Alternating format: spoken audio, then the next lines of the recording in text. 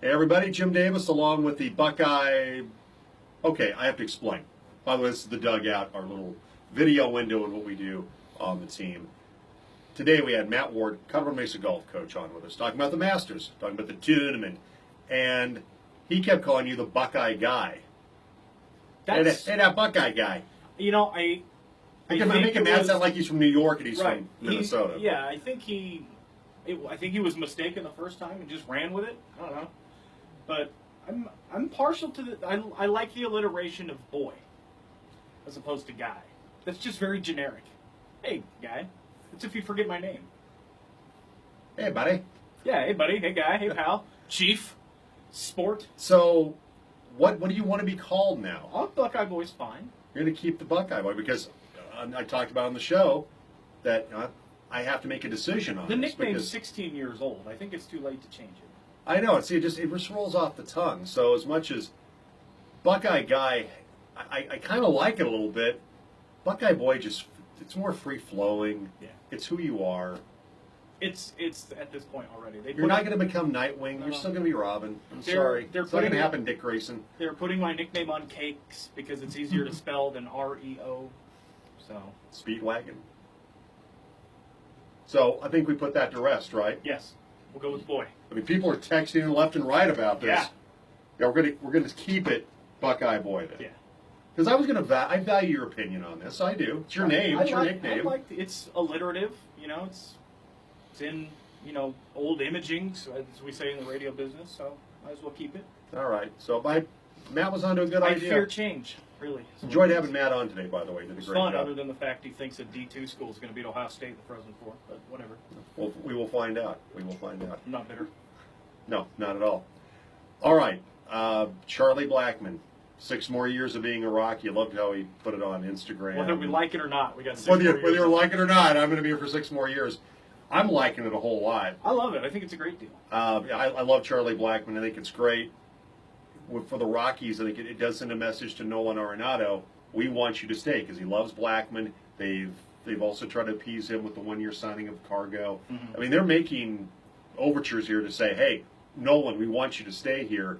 But I tend to agree with Thomas Harding from MLB.com that at some point, and this isn't meant that Nolan's a money-hungry guy, but you have to get what your market value is worth. And he's going to be one of the highest-paid players maybe ever in baseball history when he hits the free agent market. I hope he decides, kind of like Charlie has, there's comfort in being in Colorado. Nolan came up through the system with the Rockies, and that, kind of like with Tulo and Cargo initially, with Troy being a guy that came through the system with the Rockies, that staying in Colorado, the comfort level there, they've been to a wild card game now, that those are things that, while money is important, making a good, getting a good contract and being comfortable where you are might trump that. But then again, he has every right to look at what he's going to get on the open market, which is going to be a whole lot of money. Right, and this team made the playoffs last year. It's the 1-game wild card, but they made it. They get a shirt, they get a hat, the whole thing. The starting rotation, those 5. Chad Bettis has the least amount of team control left. He's got 3 years of arbitration. Everybody else has more, even John Gray. So the starting rotation's locked up. There's one guy in the bullpen that's a free agent after this year. That's Adam Ottavino. And depending on which game you watch in any of the last 3 years, you can either take him or leave him. You have Cargo and Gerardo Parra are the other 2 guys that are going to be unrestricted free agents after this season. Other than that, 22 guys on this roster now locked up for at least the next 2 years, one of them being Nolan Arenado. So they're proving they have good players. They're proving to their impending free agents, and DJ LeMahieu too, by the way, I forgot him. But they're proving to guys that they want to keep that Colorado's a place worth staying. Charlie Blackmon signed a deal, depending on who you talk to, it's slightly below market for what he could have gotten. But he signed it. He wanted to be in Colorado. You heard it in the Instagram post.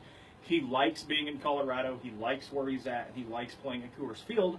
Maybe Nolan Arenado follows that lead, but there's going to be money available in a couple years, and there's going to be a lot of young players still on this team from a team that went to the playoffs last year. Well, we speculate about, are the Rockies, will they have to decide between Blackmon and Arenado? Well, they've made a financial statement here in regard to, keeping Charlie Blackmon, hopefully having enough money to appease Nolan Arenado. But I think it's a big first step. I'm excited about it. I love Chuck Nasty, National League batting champion, and 6 more years of Charlie Blackmon. We certainly can all agree that's a very good thing for the Rockies. Yep. Also, want to wrap it up here with Von Miller catching the hammerhead shark. Now you have PETA that's going after him because you can't catch a hammerhead shark in the state of Florida, bring it on the boat, video it the way they did, and then put it back in the water. You can only take a video, this is my understanding of it, once the shark is back in the water. You're not supposed to take it out of the water and put it on display and everything. Right. They did put it back into the water, but he's facing possible, if you look at all the parameters here of the law, jail time and a $500 fine, where that's not on Von Miller. That's the captain of the boat. That's the people that are out there, the fishing guides that he was out there with, that are paid to know this stuff. Reference that the captain said, that's the biggest one I've seen this season. Those guys are supposed to, you're paying them for their knowledge to keep you out of trouble like this. Right, and PETA just needs to go away. You just need to stick it. Nobody's out there picketing gardens. Nobody's out there picketing salad bars. Nobody's standing up for the plants while you're wasting your time standing up for animals, which are delicious, by the way, and they know it. That's why they eat each other.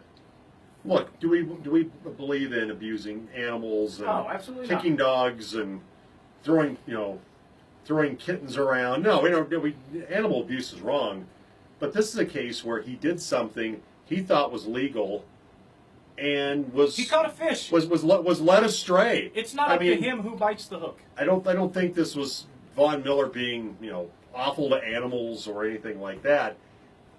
He was out there doing something he assumed was legal. The people around him allowed him to do something that obviously was against the state of Florida's game and fish rules. So, what is he supposed to cast away from someone? Oh no, I can't catch that guy. No, it's not up to him.